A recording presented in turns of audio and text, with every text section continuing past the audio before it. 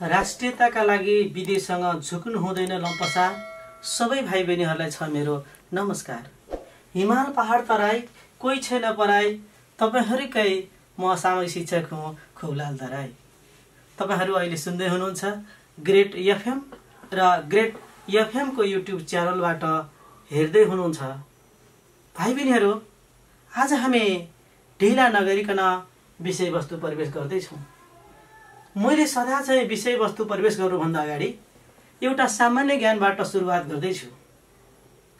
प्रिय विद्यार्थी भाइ बहिनीहरू, आज एउटा सामान्य ज्ञान अन्तर्गत प्रदेश नम्बर 3 यानी कि बागमती प्रदेशको मुख्यमन्त्रीको नाम के हो?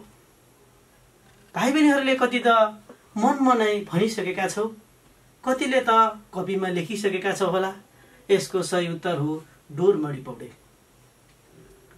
विद्यार्थी भाइ बहिनीहरू, अब हामी आज कक्षा 9 को सामाजिक अध्ययन इकाइ 1 अन्तर्गत पाठ 3 मा रहेको असल समाजका तत्त्वहरूको बारेमा चर्चा गर्दैछौँ। यो चर्चा गर्नुभन्दा अगाडि भाइ बहिनीहरूलाई फेरि मलाई एउटा भन्न मन लाग्यो।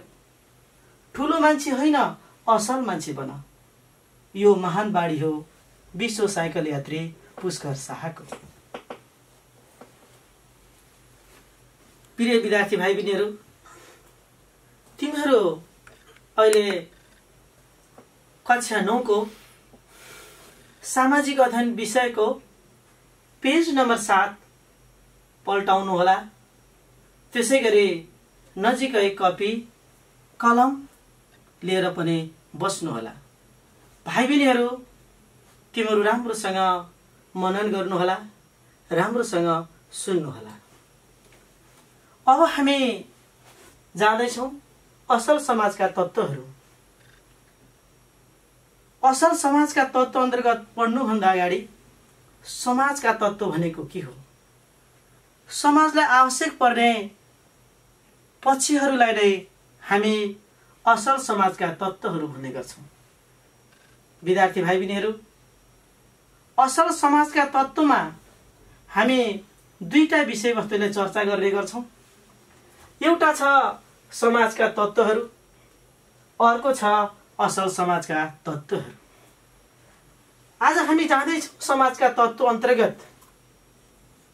यसका बुँदाहरू मैले सरसर्ती भन्ने छु। भाइ बहिनीहरू टिप्दै गर र सुन्दै गर। अब म जाँदैछु निश्चित भूभाग। समाजमा बस्ने मानिसहरूको एउटा निश्चित भूभाग हुने गर्छ। हामी त्यसलाई भूगोल पनि भन्ने गर्छौँ। एउटा भूगोलमा मानिसहरूको बसोबास हुने गर्छ। त्यही भूगोलभित्र मानिसहरूको सम्बन्ध हुन्छ, मेलमिलाप हुन्छ र हामी त्यही बसेका हुन्छौँ। वास्तवमा समाज हाम्रो जन्मदेखि मृत्युसम्मको एउटा अभिन्न अङ्गको रूपमा पनि चिन्ने गर्छौँ। हामी 1 नम्बर भन्यौँ निश्चित भूभाग। अर्को छ सामान्य जीवन। समाजमा बस्ने मानिसहरूको जीवन सामान्य हुने गर्छ, किनकि समाजमा बस्ने मानिसहरूको एउटै निश्चित उद्देश्य हुने गर्छ। हामी यही समाजमा बस्छौँ, यही समाजमा हुर्किन्छौँ र सुखको र दुःखको बेलामा हामी एकअर्कालाई सहयोग पनि गर्छौँ। अझै भन्ने गर्छौँ भाइ बहिनीहरू, जिउँदोको जन्ती मर्ने बेलाको मलामी भनेर पनि हामी चिन्ने गर्छौँ। अर्को जाँदैछु म सामूहिक भावना हो। समाजमा बस्ने मानिसहरूको बीचमा हामी सामूहिक भावनाको विकास हुनुपर्छ। सामूहिक भावनाले हरेक काम गर्न सजिलो बनाउँछ, अगाडि बढ्न र नेतृत्वको विकास गर्न पनि यो सामूहिक भावनाको असाध्य महत्त्वपूर्ण पाटो रहन्छ। जहाँनिर समाजमा सामूहिक भावना त हुन्छ, त्यहाँनिर समाज अगाडि बढ्न सक्छ। हामी देख्छौँ र हेर्छौँ पनि सामूहिक भावना विभिन्न सङ्घ संस्थामा, समाजमा यदि मिलेको खण्डमा बल्ल मात्रै अगाडि बढेको र त्यो समाजले छलाङ मारेको हामी देख्न सक्छौँ। त्यसैगरी विशिष्ट नाम हरेक समाजको आफ्नो नाम हुने गर्छ। निश्चित भौगोलिक क्षेत्रभित्र बसोबास गर्ने मानिसहरू वास्तवमा त्यो एउटा समाज हो, त्यसको पनि नाम हुने गर्छ। एउटा नाम र अर्को नाम फरक हुन सक्छ, तर जे भए पनि समाजका असल तत्त्व अन्तर्गत विशिष्ट नाम रहेकै हुन्छ भन्न सक्छौँ हामी। अर्को छ स्वत जन्म वा विकास। जब मानिस यो समाजमा जन्मिन्छ, जन्मिसकेपछि हरेक कार्यमा समाजको एउटा विकास हुने गर्छ। त्यो विकास अनुसार अगाडि बढ्ने गर्छ। मान्छे जन्मिसकेपछि उसले समाजमा विभिन्न किसिमका भावनाको विकास गर्दै गर्दै अगाडि बढ्छ। सुरुमा एउटा परिवारसँगको उसको विकास हुने गर्छ, त्यसपछि बिस्तारै बिस्तारै व्यक्तिगत विकास गर्छ र समाजको विकास गर्नका लागि पनि यो महत्त्वपूर्ण हुने गर्छ। प्रिय विद्यार्थी भाइ बहिनीहरू, अर्को जान्दैछौँ स्थायित्व। मान्छे जन्मिन्छ मर्छ, यो ध्रुव सत्य कुरा हो, तर एउटा मान्छे मर्दैमा समाज सिद्धिँदैन। एउटा मान्छे जन्मिँदैमा त्यो समाजको अन्त्य हुँदैन। यो त निरन्तर चलिरहने प्रक्रिया हो। समाजमा अनगिन्ती विभिन्न घटनाक्रमहरू, विभिन्न किसिमका क्रिया प्रतिक्रियाहरू हुन सक्छन्, तथापि यो समाज रहिरहन्छ, थाहै भएकै हुन्छ। हामी अर्को जाँदैछौँ ऐतिहासिकता प्रति गर्वको भावना। हाम्रो समाज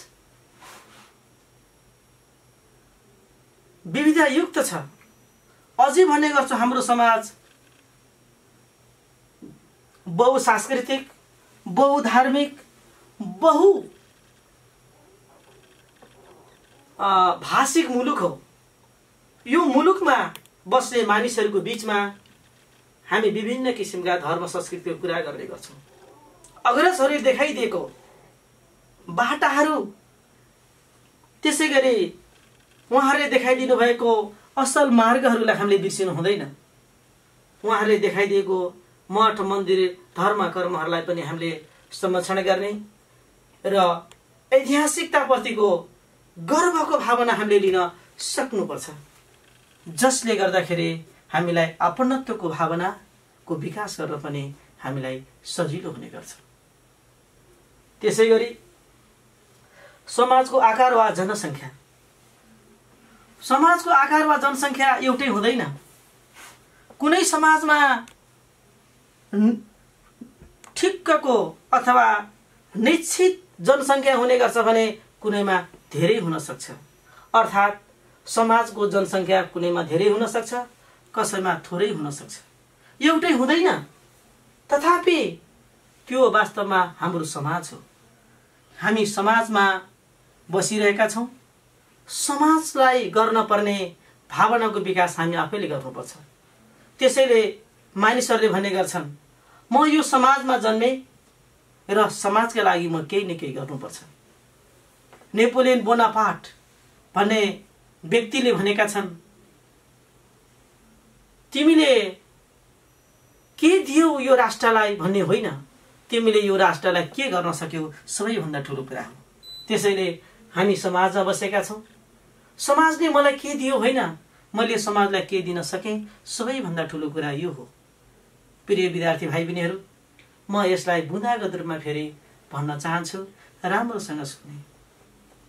1 नम्बरमा निश्चित भूभाग, सामान्य जीवन, नियमको सामान्य व्यवस्था र पालना, सामूहिक भावना, विशिष्ट नाम, स्वत जन्म वा विकास, स्थायित्व, ऐतिहासिकताप्रति गर्वको भावना, समाजको आकार वा जनसङ्ख्या।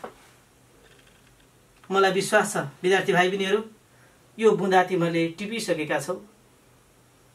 अब म सरसर्ती असल समाजका तत्त्वहरूतिर जाँदैछु।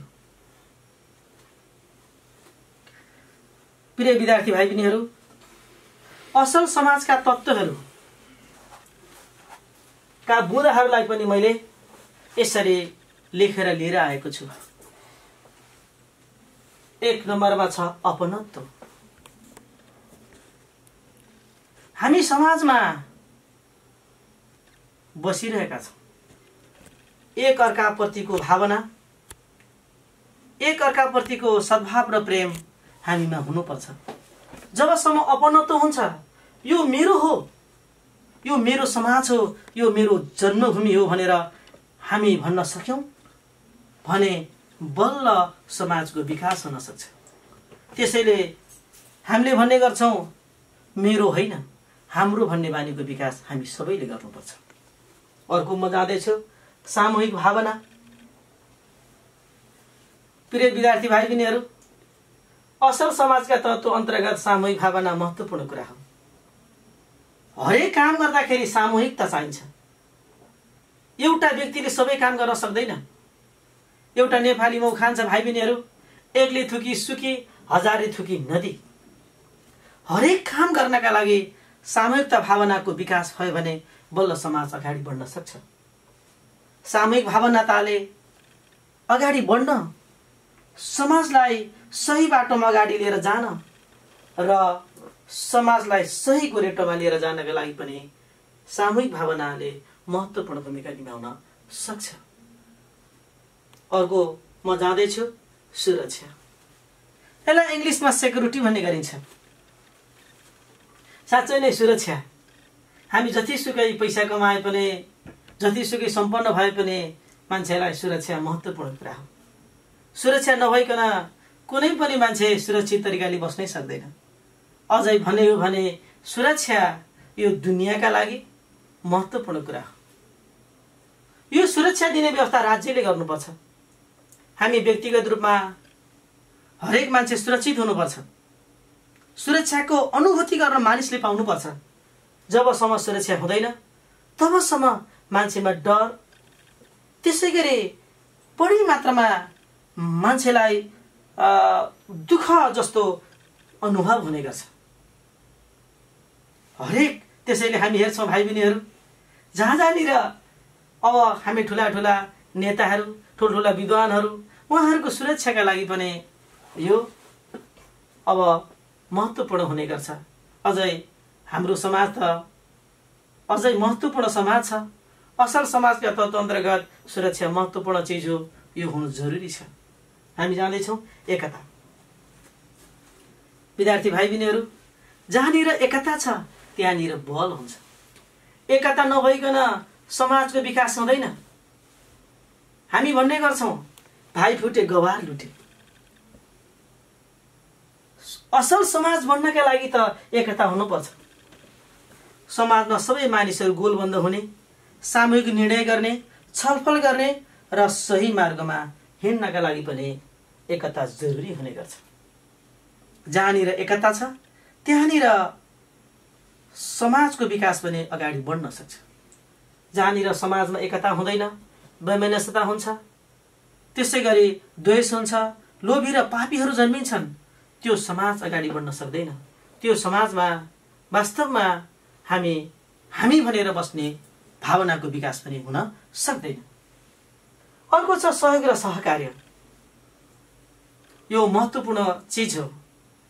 प्रिय विद्यार्थी भाइ बहिनीहरू, सहयोग र सहकार्य। हामी समाजमा बसिरहने मानिसहरू अझै भन्ने हो भने कसैले दुःख परेको बेलामा हामी सहयोग गर्नुपर्छ। चाहे दुःखको बेला होस् चाहे सुखको बेला होस्। हामी कहिलेकाहीँ यसो हेर्छौँ नि विद्यार्थी भाइ बहिनीहरू, गाउँघरतिर कसैको विवाह भयो, कसैको वर्तमान भयो, कसैको मृत्यु संस्कारमा समस्या पर्यो अथवा चाड पर्वमा पनि हामी के गर्छौँ त सहयोग र सहकार्य गर्छौँ। जहाँनिर सहयोग र सहकार्य हुने गर्छ त्यो समाज समृद्धि बन्न सक्छ। सहकार्यलाई यसरी हामी बुझ्छौँ कि मिलेर गर्ने। एक्लैले सबै काम गर्न सक्दैन। एउटा व्यक्तिले सबैजना मिलेर सहयोगी रूपमा, सहकार्यको रूपमा अगाडि बढ्न सकेको खण्डमा बल्ल समाज अगाडि बढ्न सक्छ र असल समाज बन्न सक्छ। त्यसैगरी मेलमिलाप महत्त्वपूर्ण कुरा हो। हामी भन्ने गर्छौँ विद्यार्थी भाइ बहिनीहरू मेलमिलाप चाहिन्छ, तर मेलमिलाप नभइकन समृद्ध समाजको निर्माण बन्न सक्दैन। मेलमिलापका माध्यमबाट समाजलाई अगाडि लिएर जान, समाजलाई द्रुततर तरिकाले अगाडि बढाउनका लागि पनि यो मेलमिलाप महत्त्वपूर्ण हुने गर्छ। जहाँनिर जुन समाजमा मेलमिलाप हुने गर्छ त्यो समाज अगाडि बढ्न सक्छ। अर्को छ सद्भाव र प्रेम। हामी समाजमा बसेका छौँ, हामी हरेक मानिसहरूलाई सद्भावको कामना गर्नुपर्छ। अझै हाम्रो देश नेपाल त भाइ बहिनीहरू थाहा छ सहिष्णुताको देश, धार्मिक सहिष्णुताको देश। हामी हरेक मान्छेलाई, हरेक वर्गलाई, जाति धर्म पेसा लिङ्ग भएका मानिसहरूलाई सद्भाव र प्रेम गर्नुपर्छ। महात्मा गान्धीले भनेका छन् जहाँनिर प्रेम हुन्छ त्यहीँनिर मानिसको आत्माको भावना जोडिएको हुने गर्छ। अर्को छौँ हामी भाइ बहिनीहरू नियमको पालना। हामी समाजमा बसेका छौँ, समाजमा रहेका मानिसहरूले आफ्नो नियमको पालना गर्नुपर्ने हुन्छ। यदि नियमको पालना नगर्ने, उल्लङ्घन गर्ने मानिसहरूलाई दण्ड र जरिवानाको व्यवस्था समाजले तोकेको हुने गर्छ। अझै नेपालको संविधानले त्यस्ता व्यक्तिलाई दण्ड र जरिवाना ऐन र कानुन बमोजिम गरेकै हुने गर्छ। अर्को छ जिम्मेवारी। हामी यो समाजको अभिन्न अङ्ग हौँ। समाजमा बसिसकेपछि हामी जिम्मेवारी पुरा गर्नुपर्छ। समाजले दिएको जिम्मेवारी हामीले सबैले अक्षरस्थ तरिकाले पालना गर्न सक्यौँ र अगाडि बढाउन सक्यौँ भने बल्ल हाम्रो समाज सुखी नेपाल, समृद्ध नेपाली हामी बन्न सक्छौँ। जिम्मेवारी महत्त्वपूर्ण कुरा हो। असल समाजका तत्त्व अन्तर्गत यो जिम्मेवारीले मान्छेले अपनत्वको र काम गर्ने बानीको पनि विकास गराउँछ। विद्यार्थी भाइ बहिनीहरू, म यसलाई फेरि बुँदागत रूपमा सरसर्ती भन्न गइरहेको छु। राम्रोसँग सुन्ने, अपनत्व, त्यसै गरी सामूहिक भावना, त्यसै गरी सुरक्षा, त्यसै गरी एकता, त्यसै गरी सहयोग र सहकार्य, मेलमिलाप, सद्भाव र प्रेम, त्यसै गरी नियमको पालना, लास्टमा जिम्मेवारी। विद्यार्थी भाइ बहिनीहरू, म तपाईहरुको बीचमा एउटा होमवर्क दिन्छु। समाजका तत्त्वहरूको सूचीकरण गर्नुहोस्।